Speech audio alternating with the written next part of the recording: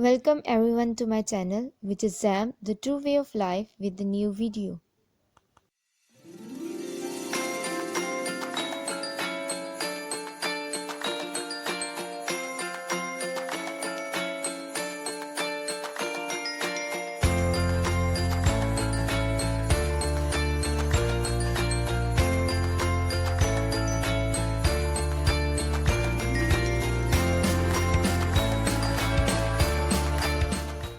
اس سے پہلے کہ ہم خدا کے کلام کا آغاز کریں، آئیے ہم سب اپنے سروں کو جھکائیں گے اور دعا کریں گے۔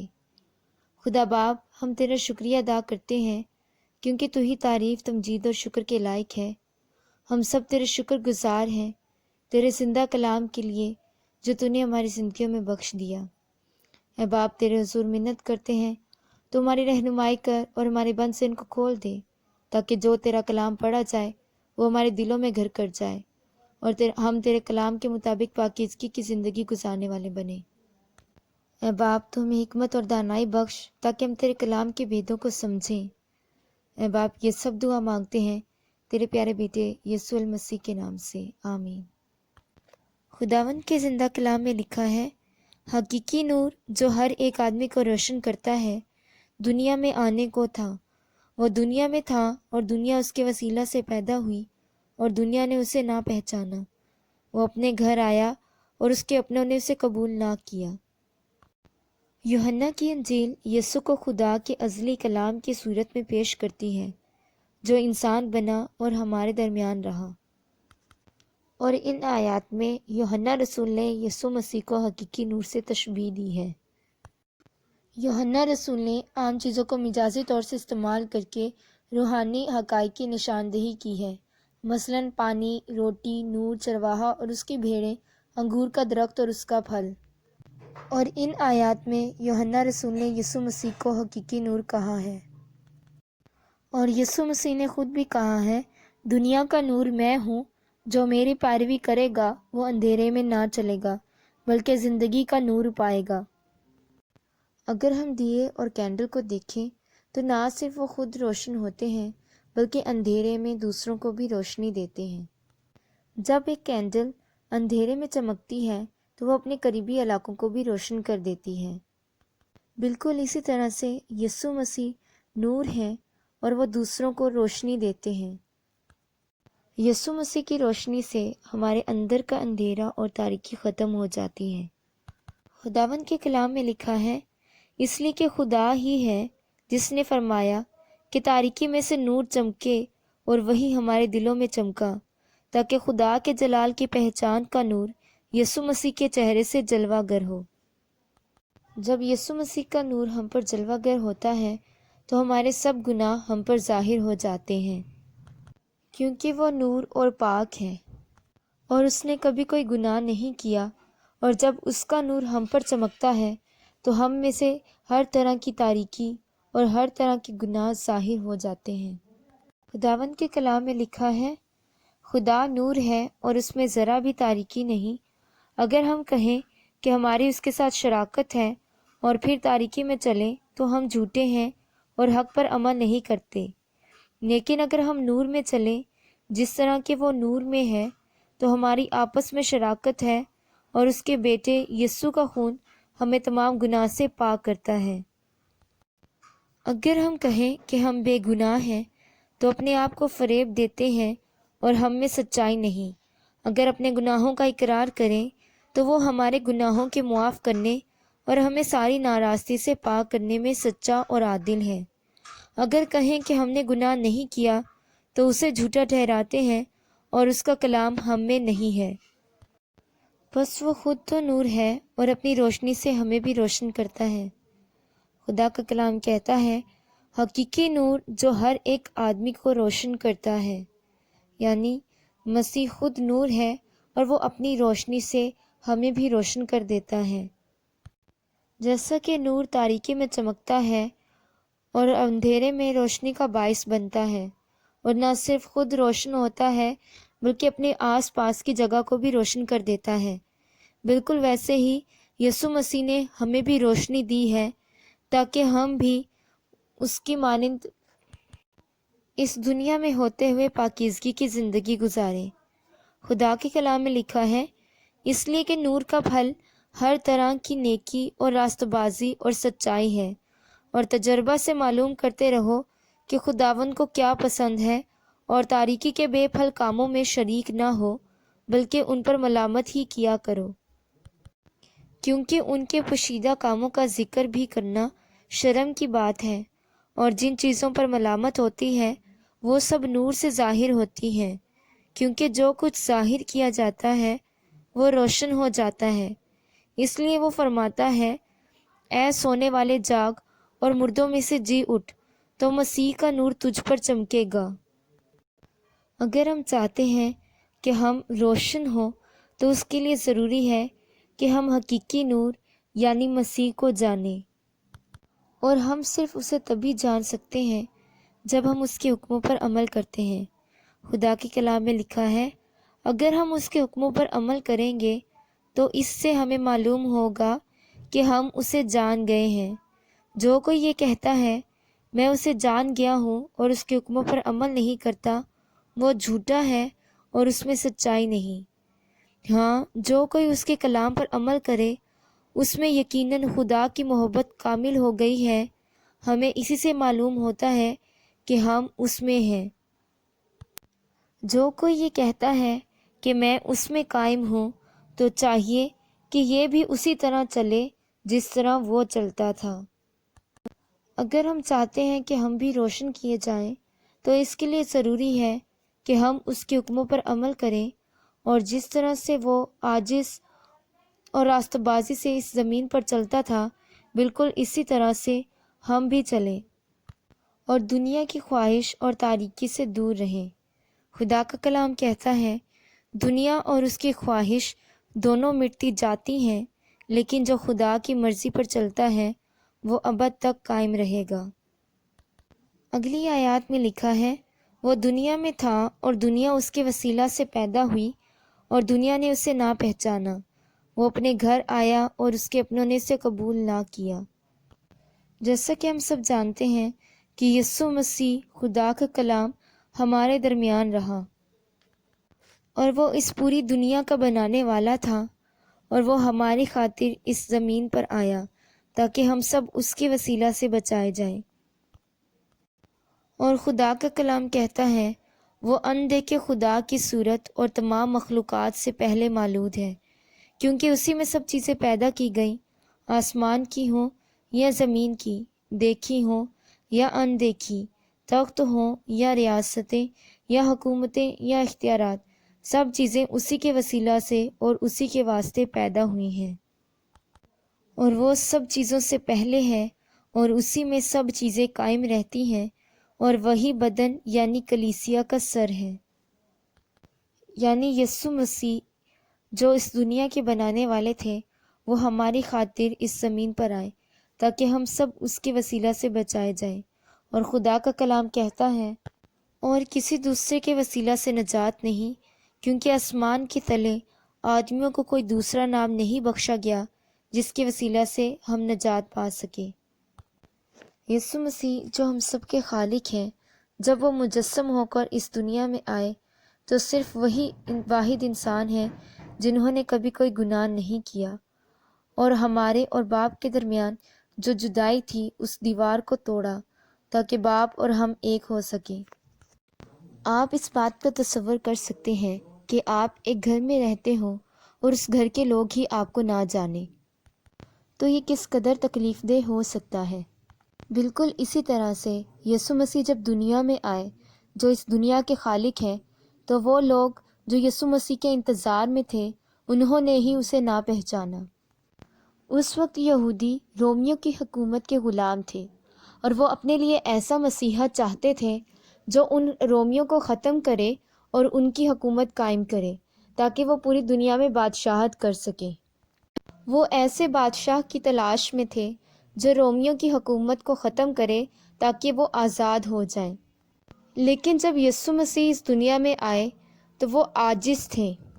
انہوں نے اس دنیا کی بادشاہت نہ چاہی بلکہ خدا کی محبت کا پیغام دوسروں تک پہنچایا۔ خدا کے کلام میں لکھا ہے، اس نے اگرچہ خدا کی صورت پر تھا، خدا کے برابر ہونے کو قبضہ میں رکھنے کی چیز نہ سمجھا، بلکہ اپنے آپ کو خالی کر دیا اور خادم کی صورت اختیار کی اور انسانوں کے مشابہ ہو گیا۔ یعنی یسوع مسیح نے ہماری خاطر خود کو اس قدر عاجز کیا کہ خادم کی صورت اختیار کی، تاکہ ہم سب اس کے وسیلہ سے نجات پا سکیں۔ اور اس نے ہم پر خدا کی محبت کو ظاہر کیا کہ خدا ہم سے کس قدر محبت رکھتا ہے کہ اس نے اپنے اکلوتے بیٹے کو ہماری خاطر بخش دیا۔ جیسا کہ خدا کا کلام کہتا ہے، وہ دلوں اور گردوں کا جانچنے والا ہے۔ اس لیے جب یسوع مسیح اس دنیا میں آئے تو انہوں نے نہ صرف ہمارے چال چلن کو درست کیا، بلکہ ہمارے دلوں اور باطن کے خیالوں کو بھی ظاہر کیا، کیونکہ جہاں نور ہوتا ہے وہاں سے تاریکی جاتی رہتی ہے۔ یسوع مسیح نے شرح کے عالموں اور فریسیوں کے دلوں کے بھیدوں کو ظاہر کیا۔ یسوع مسیح نے کہا ہے، اس وقت یسوع نے بھیڑ سے اور اپنے شاگردوں سے یہ باتیں کہیں کہ فقیہ اور فریسی موسیٰ کی گدی پر بیٹھے ہیں، بس جو کچھ وہ تمہیں بتائیں وہ سب کرو اور مانو، لیکن ان کے سے کام نہ کرو، کیونکہ وہ کہتے ہیں اور کرتے نہیں۔ وہ ایسے بھاری بوجھ جن کو اٹھانا مشکل ہے باندھ کر لوگوں کے کندھوں پر رکھتے ہیں، مگر آپ ان کو اپنی انگلی سے بھی ہلانا نہیں چاہتے۔ وہ اپنے سب کام لوگوں کو دکھانے کو کرتے ہیں، کیونکہ وہ اپنے تعویذ بڑے بناتے اور اپنی پوشاک کے کنارے چوڑے رکھتے ہیں، اور ضیافتوں میں صدر نشینی اور عبادت خانوں میں اعلیٰ درجہ کی کرسیاں اور بازاروں میں سلام اور آدمیوں سے ربی کہلانا پسند کرتے ہیں۔ مگر تم ربی نہ کہلاؤ، کیونکہ تمہارا استاد ایک ہی ہے اور تم سب بھائی ہو۔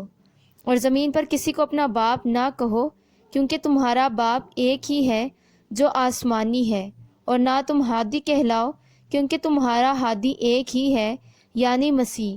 لیکن جو تم میں بڑا ہے وہ تمہارا خادم بنے، اور جو کوئی اپنے آپ کو بڑا بنائے گا وہ چھوٹا کیا جائے گا، اور جو اپنے آپ کو چھوٹا بنائے گا وہ بڑا کیا جائے گا۔ یسوع مسیح نے فقیہوں اور فریسیوں پر تنبیہ کی، کیونکہ وہ ظاہراً تو پاک بنتے تھے لیکن ان کے دل خدا سے دور تھے، وہ دل میں کٹھور اور ناپاک تھے۔ اس لیے خدا کہتا ہے، اے ریاکار فقیہوں اور فریسیوں، تم پر افسوس کہ آسمان کی بادشاہی لوگوں پر بند کرتے ہو، کیونکہ نہ تو آپ داخل ہوتے ہو اور نہ داخل ہونے والوں کو داخل ہونے دیتے ہو۔ اے ریاکار فقیہوں اور فریسیوں، تم پر افسوس کہ تم بیواؤں کے گھر کو دبا بیٹھتے ہو اور دکھاوے کے لیے نماز کو طول دیتے ہو، تمہیں زیادہ سزا ہوگی۔ اے ریاکار فقیہوں اور فریسیوں، تم پر افسوس کہ ایک مرید کرنے کے لیے تری اور خشکی کا دورہ کرتے ہو، اور جب وہ مرید ہو چکتا ہے تو اسے اپنے سے دونا جہنم کا فرزند بناتے ہو۔ اے اندھے راہ بتانے والوں، تم پر افسوس جو کہتے ہو کہ اگر کوئی مقدس کی قسم کھائے تو کچھ بات نہیں، لیکن اگر مقدس کے سونے کی قسم کھائے تو اس کا پابند ہوگا۔ اے احمقو اور اندھو، سونا بڑا ہے یا مقدس جس نے سونے کو مقدس کیا؟ اور پھر کہتے ہو کہ اگر کوئی قربان گاہ کی قسم کھائے تو کچھ بات نہیں، لیکن جو نظر اس پر چڑھی ہو اور اگر اس کی قسم کھائی جائے تو اس کا پابند ہوگا۔ اے اندھو، نظر بڑی ہے یا قربان گاہ جو نظر کو مقدس کرتی ہے؟ پس جو قربان گاہ کی قسم کھاتا ہے وہ اس کی اور ان سب چیزوں کی جو اس پر ہیں قسم کھاتا ہے، اور جو مقدس کی قسم کھاتا ہے وہ اس کی اور اس کے رہنے والے کی قسم کھاتا ہے، اور جو آسمان کی قسم کھاتا ہے وہ خدا کے تخت کی اور اس پہ بیٹھنے والے کی قسم کھاتا ہے۔ اے ریاکار فقیہوں اور فریسیوں، تم پر افسوس کہ پودینہ اور سونف اور زیرہ پر تو دہیکی دیتے ہو، پر تم نے شریعت کی زیادہ بھاری باتوں یعنی انصاف اور رحم اور ایمان کو چھوڑ دیا ہے۔ لازم تھا کہ یہ بھی کرتے اور وہ بھی نہ چھوڑتے۔ اے اندھے راہ بتانے والوں، جو مچھر کو تو چھانتے ہو اور اونٹ کو نگل جاتے ہو۔ اے ریاکار فقیہوں اور فریسیوں، تم پر افسوس کہ پیالے اور رکابی کو اوپر سے صاف کرتے ہو، مگر وہ اندر لوٹ اور ناپرہیزگاری سے بھرے ہیں۔ اے اندھے فریسی، پہلے پیالے اور رکابی کو اندر سے صاف کر، تاکہ اوپر سے بھی صاف ہو جائیں۔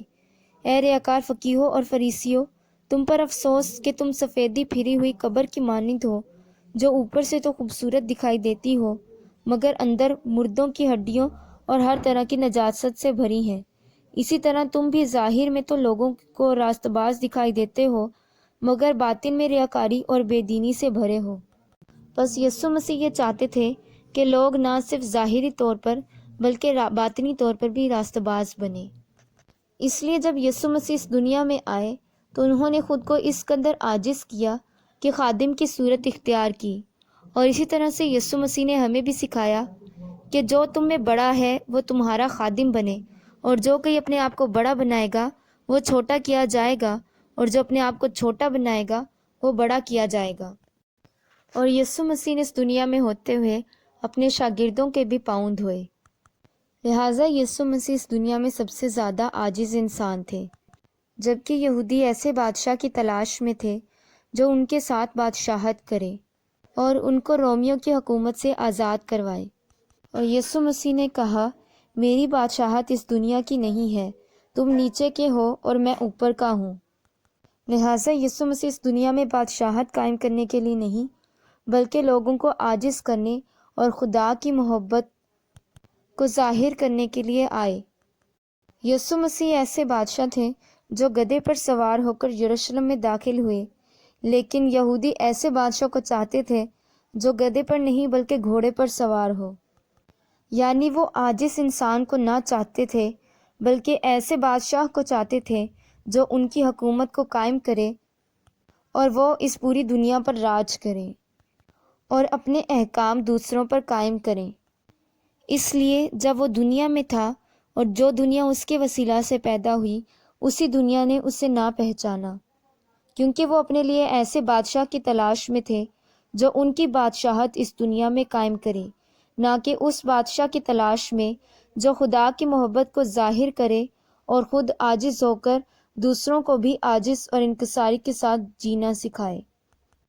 آج کے کلام کے وسیلہ سے خداوند ہم سبھی کو برکت دے۔ آئیے ہم سب اپنے سروں کو جھکائیں گے اور دعا کریں گے۔ خدا باپ، ہم سب تیرے شکر گزار ہیں کیونکہ تو ہی تعریف، تمجید و شکر کے لائق ہے۔ ہم سب تیرے شکر گزار ہیں آج کے دن کے لیے جو تو نے ہماری زندگی میں بخش دیا، تاکہ ہم مل بیٹھ کر تیرے کلام کو پڑھیں اور تیرے کلام کے بھیدوں کو سمجھیں۔ اے باپ، تیرے حضور منت کرتے ہیں تمہارے ذہنوں اور سوچوں کو پاک بنا، تاکہ ہم سب تیرے کلام کے مطابق پاکیزگی کی زندگی گزاریں۔ اے باپ، آج جو تیرا کلام پڑھا گیا ہے وہ ہمارے دلوں میں گھر کر جائے اور تیرے کلام کے وسیلہ سے ہم سب کی زندگیاں تبدیل ہوں۔ اے باپ، اسی طرح سے تیرے حضور منت کرتے ہیں تمہاری رہنمائی کر اور ہمیں سکھا، تاکہ ہم تیری راہوں پر چلیں، نہ دائیں مڑیں نہ بائیں مڑیں بلکہ تیری اور بڑھتے جائیں۔ اے باپ، تیرے حضور منت کرتے ہیں تو ہمیں ہمت اور طاقت عطا کر، تاکہ تیرے کلام کو دنیا کے کونے کونے تک پہنچائیں، تاکہ ہر ایک گھٹنا تیرے حضور جھکے اور تجھے ہی اپنا خدا جانے۔ اے باپ، اسی طرح سے دعا کرتے ہیں ان سب لوگوں کے لیے جو بیمار ہیں۔ اے باپ، تو ان سب کو تندرستی صحت دینا، اور جو کوئی بدروح گرفتہ ہے تو انہیں آزاد کرنا، اور جس کس کی جو دلی خواہش ہے اے باپ تو ان سب کو پورا کرنا۔ یہ سب دعا مانگتے ہیں تیرے پیارے بیٹے یسوع المسیح کے نام سے، آمین۔ آج کے کلام کے وسیلہ سے خداوند ہم سبھی کو برکت دے، اور خدا کے کلام کے وسیلہ سے